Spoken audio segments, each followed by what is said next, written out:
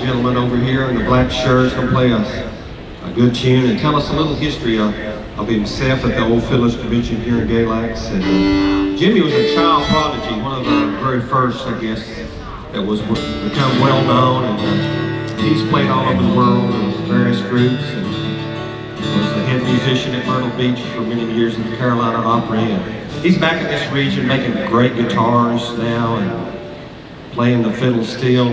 Does a wonderful job. Of course, he started out playing with Wade Ward, an old-time player in the Buck Mountain Band.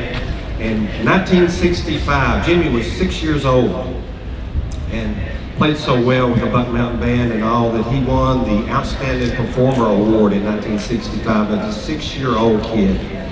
And it's always good to see these youth here on the various stages and out here too that are continuing the tradition of picking up the music and carrying it on to the next generation. And Jimmy was one of those kids. And of course, he's won blue ribbons here before. I know he's won several, and then he won the Best All-Around Performer here in 1967 and also in 1970. So Jimmy Edmonds, if you'll talk to us and play us a tune, we appreciate it. Hey, it's good to be back. This is my hometown, and grew up playing back when the old grandstands were back over here.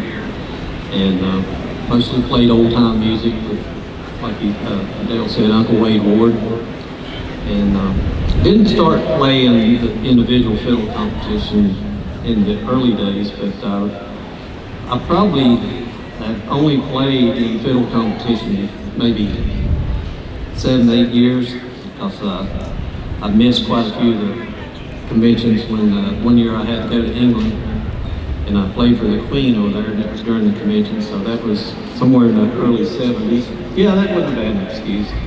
And then 77, I started playing with a gospel group in Mount Airy, the Easter Brothers, and played with them for 8 or 9 years. And then I think I come back 1 year or 2 years and played with a couple other bluegrass bands.